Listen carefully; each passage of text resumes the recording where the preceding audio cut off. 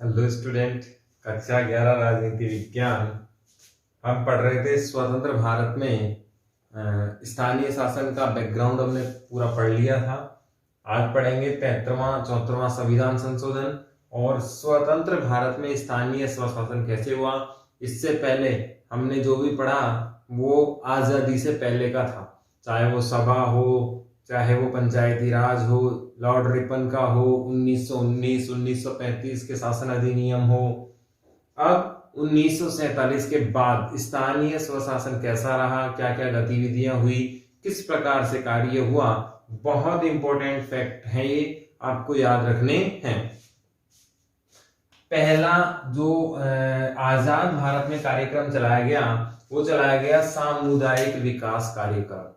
सामुदायिक क्या होता है? समाज हित में, सार्वजनिक हित के लिए जो कार्य किए जाते हैं वो क्या है? समाज हित के कार्य या सामुदायिक हित के कार्य कहलाते हैं।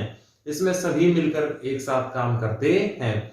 सामुदायिक केंद्र भी हमारे यहाँ है, समाज हित के लिए होते हैं। सामुदायिक क्षेत्र बना दिए जाते हैं सामुदायिक कार्य के लिए, ये बहुत न्यूनतम मात्रा में उनका उपयोग किया जाता है। इनमें सामुदायिक विकास कार्यक्रम में गरीबी के लिए कार्य किया गया, स्वास्थ्य के लिए कार्य किया गया, साक्षरता शिक्षा के लिए कार्य किया गया, रोजगार के लिए कार्य किया गया।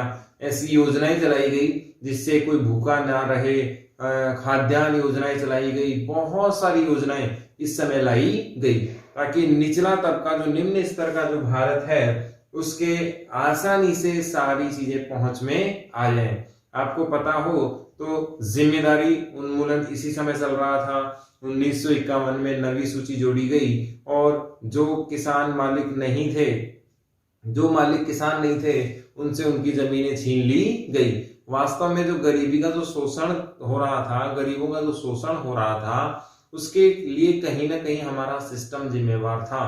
यानी कि एक व्यक्ति जो किसान से संबंधित नहीं रखता, जमीन पर केवल मालिकाना हक रखता है और वो आम जनता का क्या किस प्रकार से शोषण करता है, इस प्रकार के शोषण को रोकने के लिए हमने ये व्यवस्थाएं की। इसमें वास्तव में जो देखने को नजर आया हमें इन कार्यक्रमों में, इनका एकमात्र उद्देश्य था हर हाल में गरीब पिछड़े व्यक्ति को आगे लाना। तो और ये कैसे संभव था? स्थानीय स्वशासन के बिना संभव नहीं था। स्थानीय स्वशासन में उस समय की अगर हम बात करें तो शिक्षा का स्तर ना के बराबर था। आज भी हमारी शिक्षा 80% से ऊपर नहीं जा रही है। महिला शिक्षा तो बहुत ज्यादा नीचे है। तो ऐसी स्थिति में उस जमाने में, यानी कि 51 की बात करें, 52 की बात करें, जिस समय नीति आयोग बना ही था, योजना आयोग बना ही था 1950 15 मार्च को, तो ऐसी स्थिति में हम लोग प्लान कैसे कर पाएंगे? लेकिन स्थानीय स्वशासन के लिए पहला कदम 1952 में हमने सामुदायिक विकास कार्यक्रम के रूप में रखा। अब सवाल ये उठता है कि पहला सामुदायिक कार्यक्रम भारत में देखने को कब मिलता है? 1952 में देखने को मिलता है। सामुदायिक कार्यक्रम क्या होता है? ऐसा विकास के कार्यक्रम जो समुदाय को ध्यान में रखकर किए जाए, समाज को फोकस करके किए जाए, क्या कहलाते हैं? सामुदायिक विकास कार्यक्रम कहलाते हैं। फिर इसमें त्रिस्तरीय पंचायती राज व्यवस्था की जो शुरुआत हुई, वास्तव में वो सामुदायिक विकास कार्यक्रम की ही देन है। बहुत स्पष्ट समझना है आपको। सामुदायिक विकास कार्यक्रम की योजना कब आई? 1952 में। और यहां से जो मामला आगे बढ़ा वो कब बढ़ा? त्रिस्तरीय पंचायती राज व्यवस्था की ओर बढ़ा। त्रिस्तरीय पंचायती राज व्यवस्था की यदि हम बात करें तो इस व्यवस्था में हम आगे देखेंगे कौन कौन सी व्यवस्था कैसे कैसे है। स्थानीय सूची में अगर यहाँ देखें तो इसको हम डिटेल से और आगे देख सकते हैं।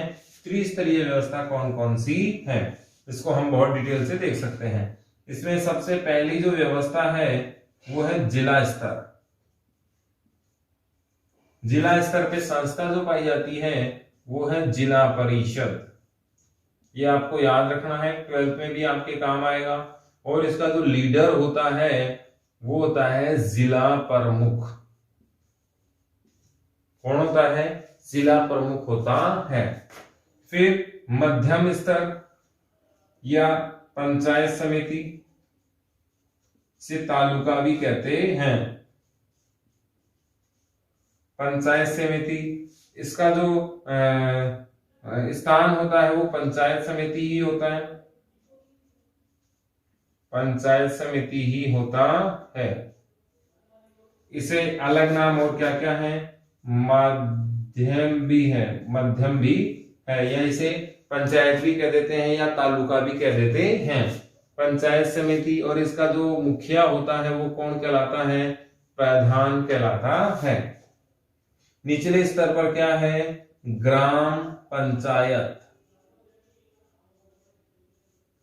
इसमें क्या है, केवल पंचायत भी इसे कहते हैं।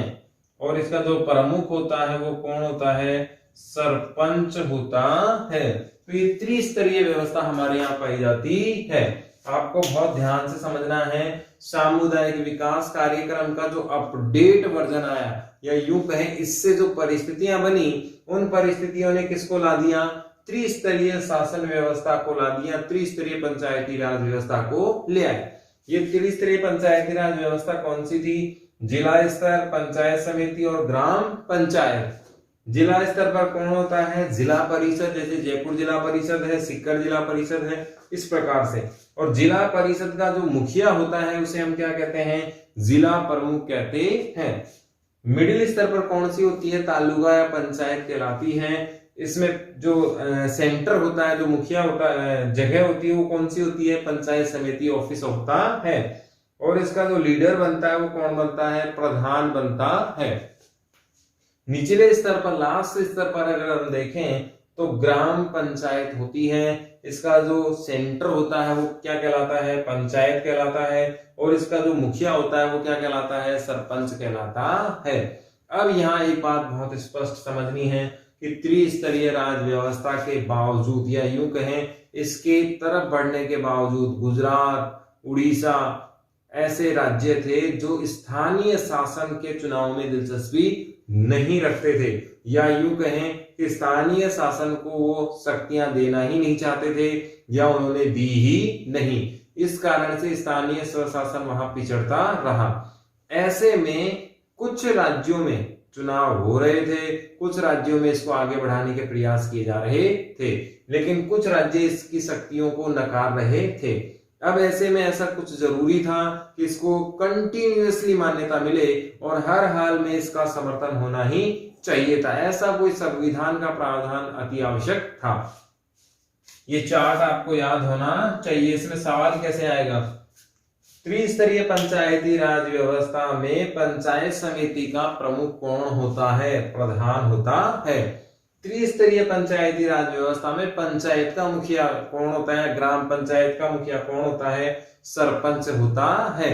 जिला स्तर पर जिला परिषद का मुखिया कौन होता है, जिला प्रमुख होता है। ऐसे भी पूछ सकते हैं, जिला प्रमुख कहाँ बैठता है या किससे संबंधित है, तो जिला परिषद से संबंधित है। ग्राम पंचायत का मुखिया कौन कहलाता है, सरपंच कहलाता है। अब इसमें चुनाव की बात भी कर लेते हैं। तो सरपंच को कौन चुनती है, आम जनता चुनती है, हम जानते हैं। यहां प्रधान को कौन चुनते हैं, हमारे प्रतिनिधि। यहां जनता नहीं है, ध्यान रखना। कौन चुनते हैं, हमारे प्रतिनिधि, यानी कि हम डेलीगेट्स को चुनते हैं। जैसे वार्ड पंच और सरपंच हम दोनों को चुनते हैं, हम वार्ड पंच और सरपंच दोनों को चुनते हैं, वार्ड पंच उप सरपंच को चुनते हैं। इसी प्रकार से हमारे प्रतिनिधि किसको चुनते हैं, प्रधान को चुनते हैं। हमने हमारे प्रतिनिधि चुने जिन्हें डेलीगेट्स कहते हैं, और वो किसको चुनते हैं, प्रधान को चुनते हैं। बाकी जिला प्रमुख किससे मिलकर बनता है, प्रधान से, यानी कि हमारे जो प्रतिनिधि होते हैं फिर वो ऊपर की व्यवस्था में चलते रहते हैं। हम केवल दो ही स्तर पर चुनाव करते हैं, पहला पंचायत समिति में और दूसरा पंचायत में। पंचायत समिति के जो सदस्य होते हैं उनका चुनाव भी आम जनता ही करती है, और पंचायत के दोनों ही प्रकार के सदस्य, चाहे वो वार्ड पंच हो चाहे वो सरपंच हो, दोनों का चुनाव जनता करती है। उप सरपंच का चुनाव जनता नहीं करती है। उप सरपंच का चुनाव कौन करते हैं, वार्ड पंच करते हैं। बहुत अच्छे से ध्यान रखना, उप सरपंच का चुनाव आम जनता के द्वारा नहीं होता है, उप सरपंच का चुनाव वार्ड पंचों के द्वारा होता है। तो त्रिस्तरीय व्यवस्था हमने देख ली, 3 स्तर पर ये पाई जाती है। तीनों स्तर बहुत इंपॉर्टेंट है, ये चार्ट सबको याद होना चाहिए। यहां से हमने ये भी देख लिया कि कुछ राज्यों ने इसका समर्थन किया, कुछ राज्य इसकी शक्ति को नकार रहे थे। जहां नकार रहे थे वहां बहुत आसानी से पंचायती राज लाना संभव नहीं था, स्थानीय शासन लाना संभव नहीं था। इसमें आगे देखें 1987 के समय इस पर समीक्षा शुरू हो गई, स्थानीय शासन की चर्चाएं होने लगी, बातचीत होने लगी।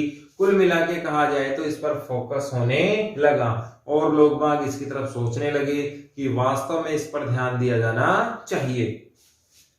इस गहन चिंतन के बाद एक समिति आई, वेरी इंपॉर्टेंट है, याद रखना है सबको। 1989 में पीके थुगन समिति आती है। इन थुगन साहब ने कहा कि स्थानीय शासन का जब तक भला नहीं हो सकता तब तक इसे संवैधानिक दर्जा यानी कि कानूनी मान्यता प्राप्त नहीं हो। याद रखना कि सबसे पहले संवैधानिक दर्जे की सिफारिश स्थानीय शासन के लिए किसने की थी? पीके थुगन समिति ने की थी। सवाल कैसे कैसे बनेंगे? स्थानीय शासन या पंचायती राज के संवैधानिक दर्जे की मांग किसने की? पीके थुगन ने की। कब की? 89 में। तात्कालिक सरकार ने जोर दिया और इस मामले को 89 में ही संसद में पेश करने की शुरुआत कर दी या बढ़ा दिया, कानून को आगे कर दिया। हमारे यहाँ लंबा समय लगता है और 92 में दोनों ही संविधान संशोधन कहां पारित हो गए? संसद में पारित हो गए।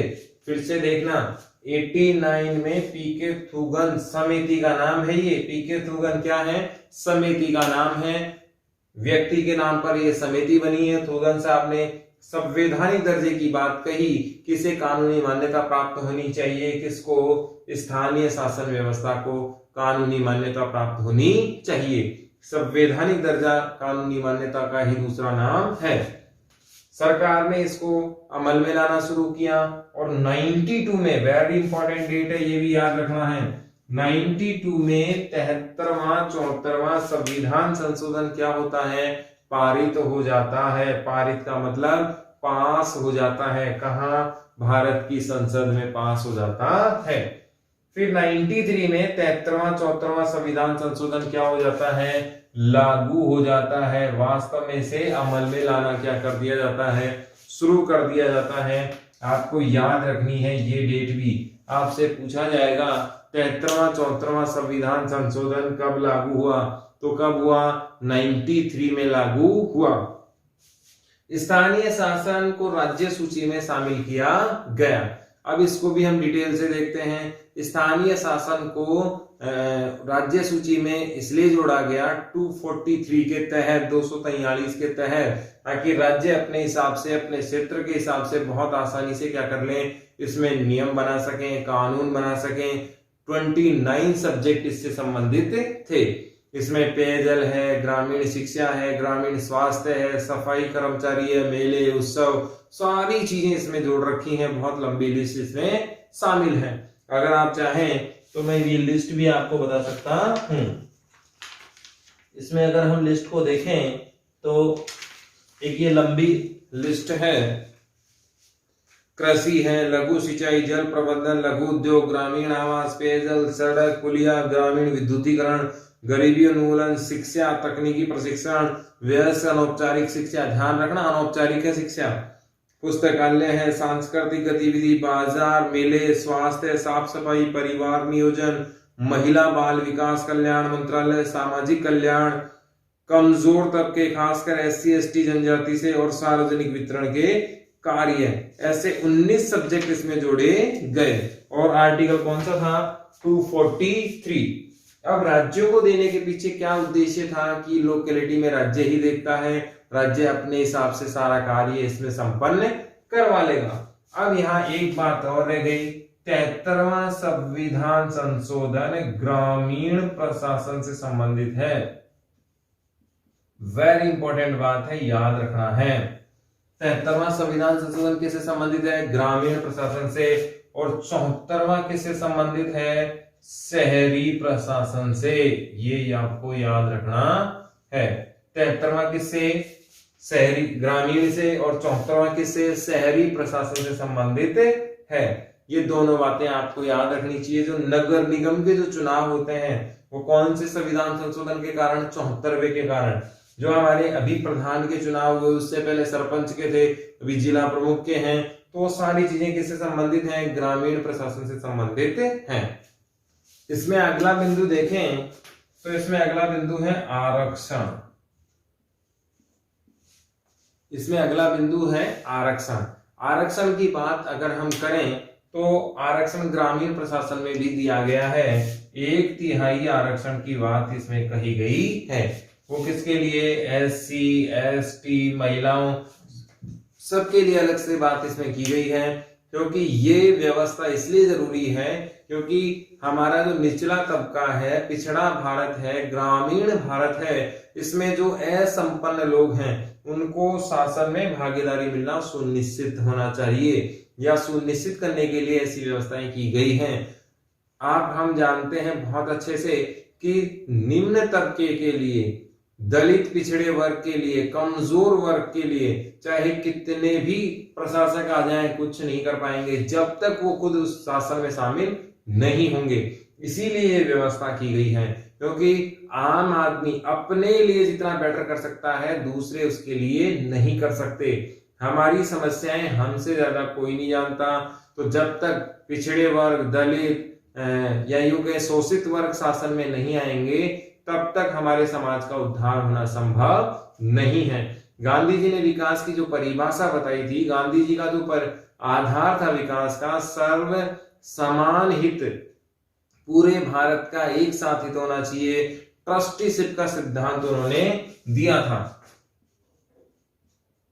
ट्रस्टीशिप का सिद्धांत गांधी जी ने दिया था। क्या था ट्रस्टीशिप का सिद्धांत, कि अपने गुजारा करने के लिए या अपने जीवन यापन के लिए जितना धन चाहिए वो तो रख लें। जैसे फॉर एग्जांपल किसी के पास 50 करोड़ रुपए हैं, उसकी पूरी जीवन में 1 करोड़ रुपए ही खर्च होने हैं, 1 करोड़ रुपए उसको खर्च होने हैं, तो 49 करोड़ रुपए वो किसको दे दे, समाज को दे दे। एक ट्रस्ट के रूप में वो रहे और 49 का दान कर दे, या अपनी मॉनिटरिंग में समाज के लिए कार्य करे। गांधी जी ने कहा था पेट भरने के लिए कोई कमी नहीं है, पेटी भरने के लिए हमारे यहाँ कमी है। इसका मतलब ये हुआ कि हमें सबसे ज्यादा फोकस समाज हित पर होना चाहिए। इसीलिए आरक्षण की व्यवस्था की गई कि जो पिछड़े लोग हैं, मुख्य धारा में शामिल लोग नहीं हैं, उनको समाज में लाने के लिए ये व्यवस्था की गई है, ताकि वे स्थानीय शासन में भागीदार बने और स्थानीय शासन को सफल बना सकें।